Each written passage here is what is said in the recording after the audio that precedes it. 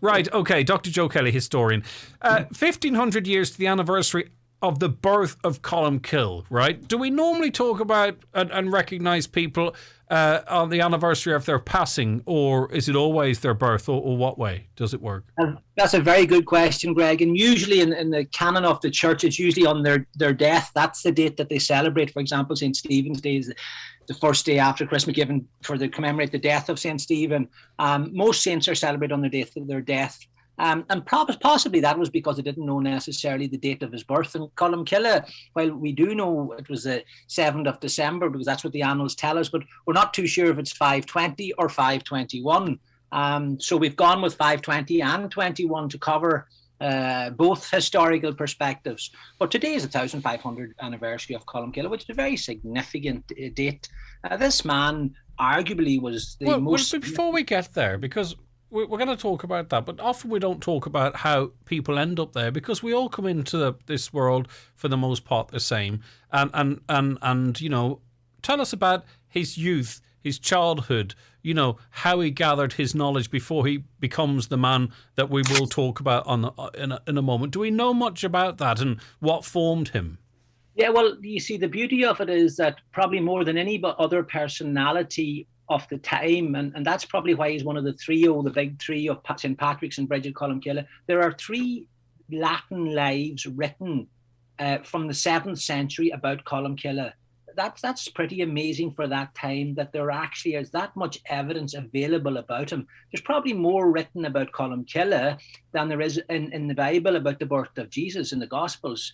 So the scholars of the time, St. Eunan, Bede, and Alva, the 3 of those, wrote Vita Sancta Columba, the holy lives of St. Columba. And from that, we have a terrible lot of information about his youth and about everything that he did. Now, some of it's legend and added to, one can understand that, the hyperbole of the time, trying to make him out to be a great man altogether. But we do know that he was born in Garton, and again, there's debate. We believe it's Lac na Cui, the stone of homesickness or loneliness. It's there in Garton, and there's a high cross erected there.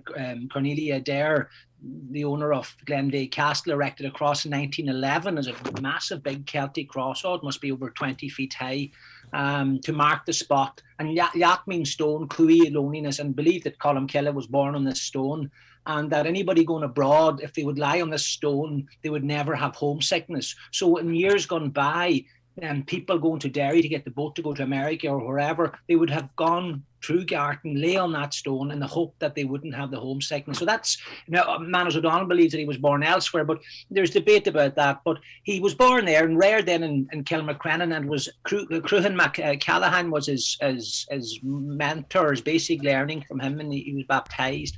Now, Colmcille was of regal blood. His father was Philomene MacFergus, and his mother, Ethna, she was actually a Fanag woman. They were of royal standing, so to speak, and people would have thought maybe that's where he would have directed his energies, but instead, no, he wanted to become a servant of Christ. That's basically what he wanted to do. And he left Kilmacrennan after getting basic education there, and went to St. Finnan in Moville. That's in Strangford there on the far end of Ireland, just opposite Belfast. And do you think at that time people would be engaging with him and going, even at a young age, you know, there's something special about this person. This is... Yeah, he seemed to have been, like, there was nothing small or meek about Colmcille. Everything that he had, his voice and his faith, his spirit, his mission, his stature, they were all given to him on a grand scale. He was just obviously an unbelievable individual. Whether he would have pressed that energy and ability into the service of the church or service of something else, it just seems to have been given to him on a grand scale. But equally so, he had many ills within himself as well that he had to overcome, and many challenges. And maybe that's part of his saintly nature as well. It wasn't just all that it was all taught, but he also had weaknesses like every human being, and he was very, very aware of them. So pick up his education then. And it went then from Moville to Leinster, Geman, where he learned Greek and music and literature and grammar. And remember, that time manuscripts and books weren't as available as we would have now. and eventually ended up in Clonard. It was one of the biggest monasteries ever in Ireland. There was about 3,000 monks in it. Wow. Finian, yeah. And he is acclaimed to have educated the 12 apostles of Ireland, they were called, and St. Colmcille, St. Brendan, they were among that number. And finally then he went, and we believe he was ordained a priest there, probably in Clonard. And then he went to Glasnevin, somewhere about 543, around that time, to St. Moby.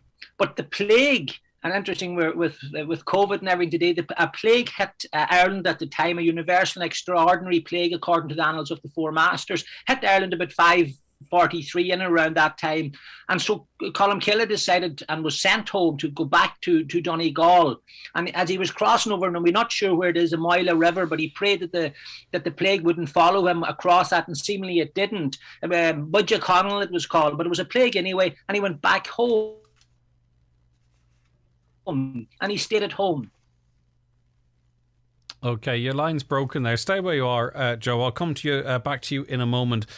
Christy Gillespie, I'll come to you in a second, Joe. Christy Gillespie wrote a book on Colmcille, In Colmcille's Footsteps. Why were you drawn to Colmcille to the point, Christy, of writing this book?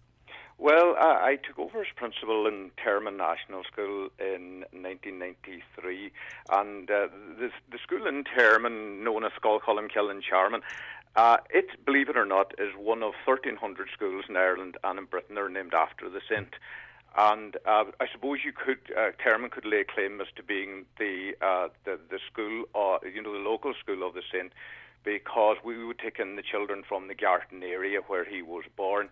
So in 1997... So, Christy, can I ask you, why would so many schools be named after St. Colmcille? Is there an educational connection there in particular?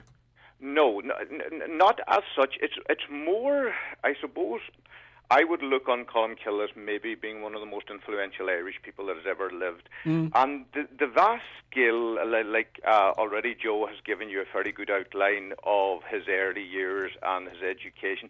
But once he came back from Dublin when the plague... The reason Moby broke up his monastery was because he didn't want the plague to kind of spread through it, so he wanted to get his charges home, basically, so that the idea being that instead of keeping them in one area, like nowadays, where it's going to be transmittable from one person to the other. So as soon as he came home, he would have... the first monastery that he set up was in Derry, in 545. Now, you might ask, well, why Derry? Well, Derry was part of the Kinnell-Connell or the Donegal territory at that time, and his first monastery was built on an island in the River Foyle there. And from that point then, he started building monasteries all over Donegal first. In his homeland, you would have had Temple Douglas, Kilmacrennan, and Garton, that was close in his own, very important in his own life story. But then further afield in Donegal, you would have had the likes of Glen Colmcille, which would have been the only parish actually in Ireland that's named after him. Even though there's so many schools named after him, that's the only parish. Then, funny enough, all in the corners of the Kinnell-Connell territory, you have Torrey Islands, a very, very early Columban monastery, Drumholm outside of Ballintra, Raphoe, and then up to Derry. So if you look at that, it's actually in the four corners of the county. So then he also went further afield, and in the top half of Ireland, you have monasteries in the likes of, you would have Swords in Dublin, you would have Durrow, of course famous for the book, Moon in County Clare, that's very famous for its slender cross, and his federation 200 years later would found Kells as well. Now, Kells has nothing at all, funny enough, to do with Colmcille. That comes 200 years later. So in a very long-winded way, the reason I'm trying... when you ask me why so many schools, well, it's the same in Scotland. They were building so many monasteries and churches and so on, that when the educational establishment started up, schools as we would know them now, they would have taken their name from, the area, the schools and so on. But that's one of the most meritorious things really about Colmcille, is the fact that he and his federation set up so many monasteries all over the country. We had so many saints in Ireland, but nothing was done on this kind of a scale.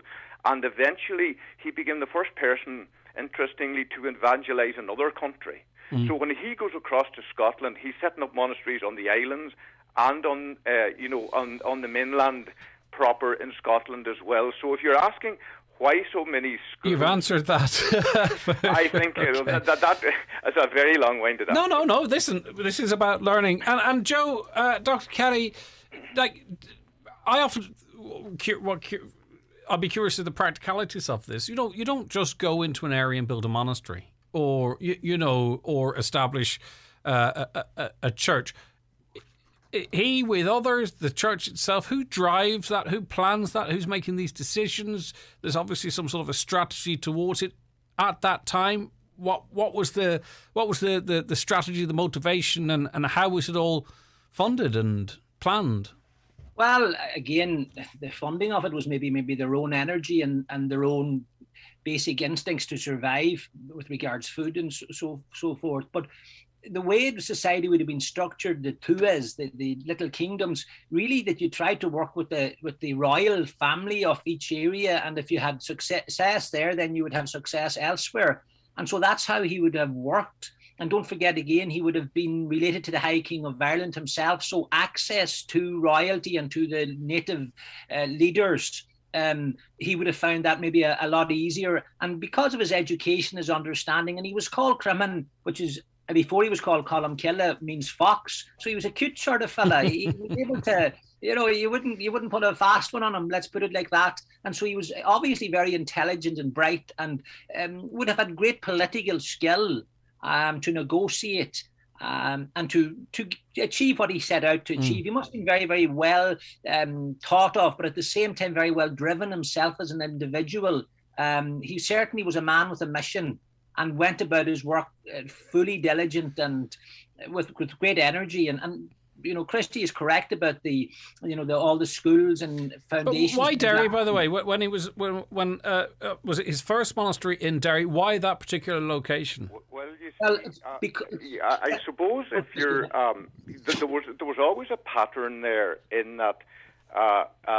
As Joe says, he was always working off his clan grouping, because not alone was he part of the Kinalconnell or the Northern Nial as such, but he was also related to the Southern Nial as well, which meant that that's from the clan of Niall, as in Niall of the Nine Hostages. So in other words, all of the monasteries are built in the north half of the country, and you'll actually see quite often that he's given a hill fort, and the monasteries are built within the hill fort. So you have Garton's a good example of it. Kilmacrennan was a hill fort.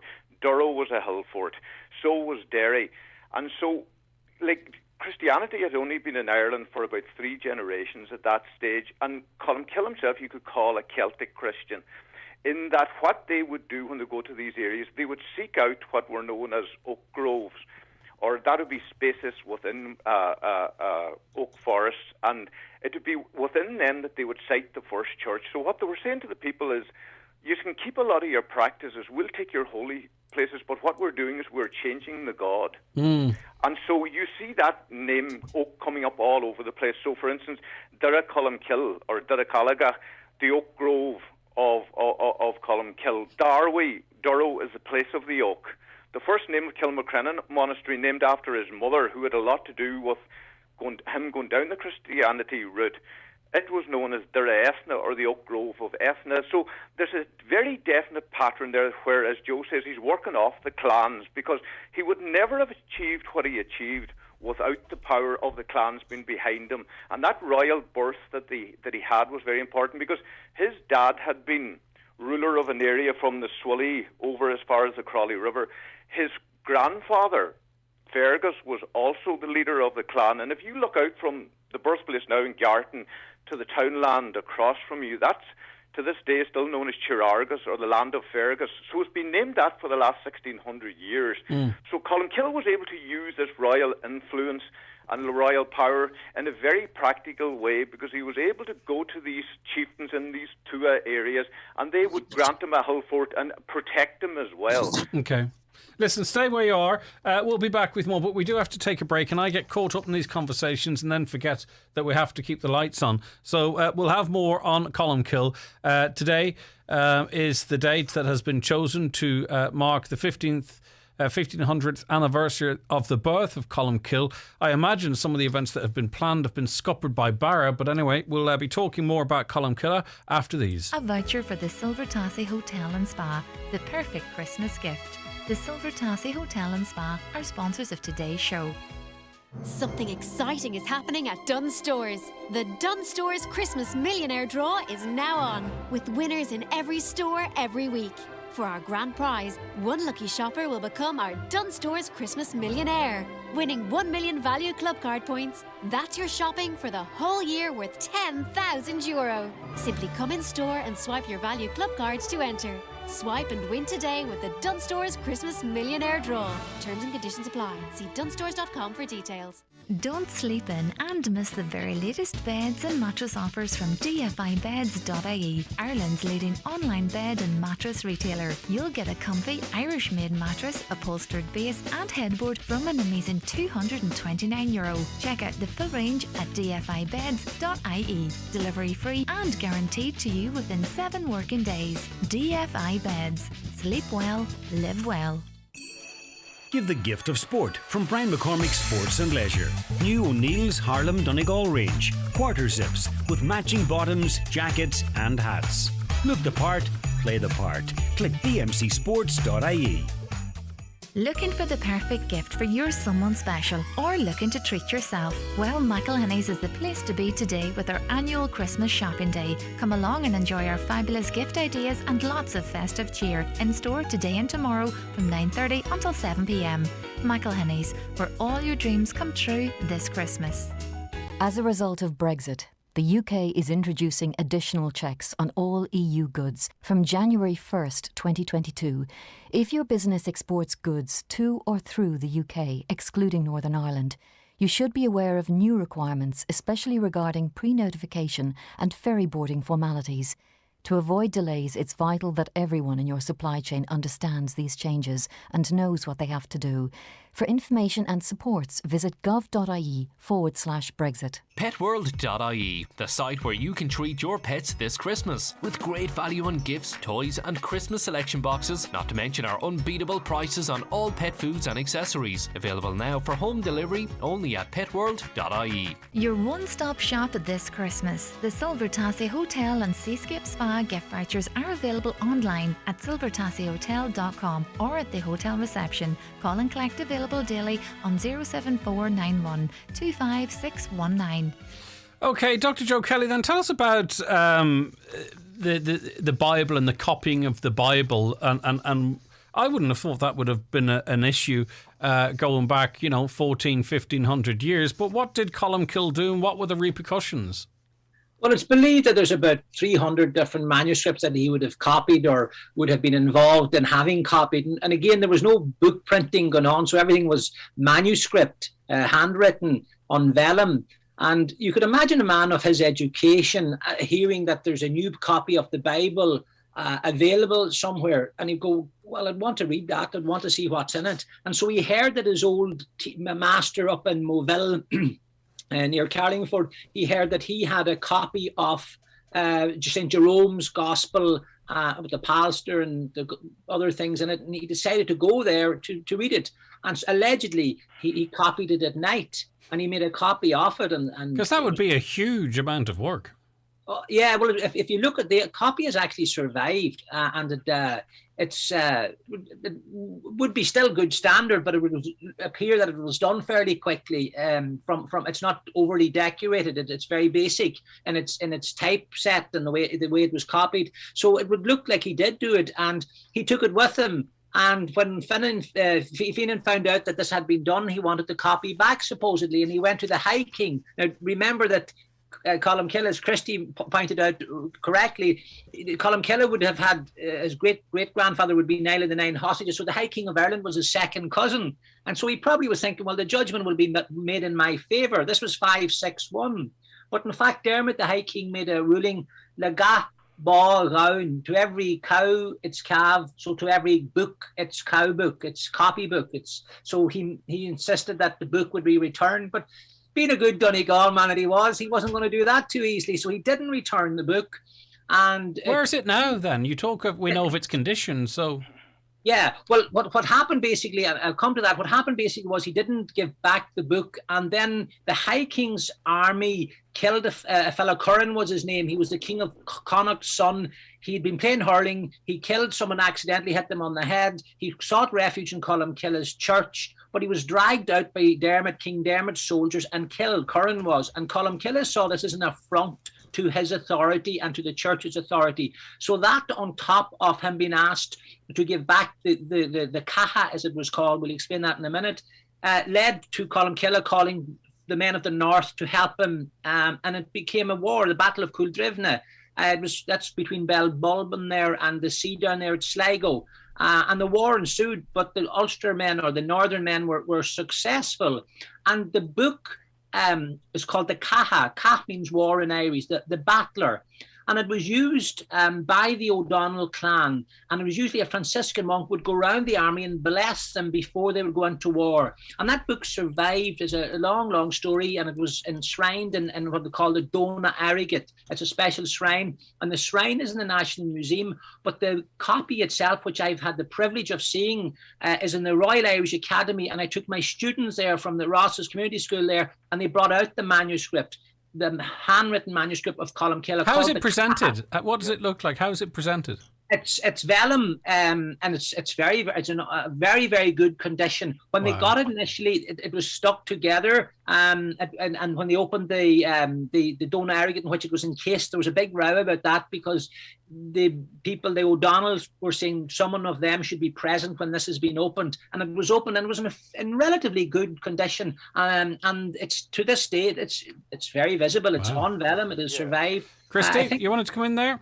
Yeah, well, interestingly, the battle of which Joe's given you a good description of there now, it happened only a mile from another one of Colmcille's monasteries. That would be Drumcliff.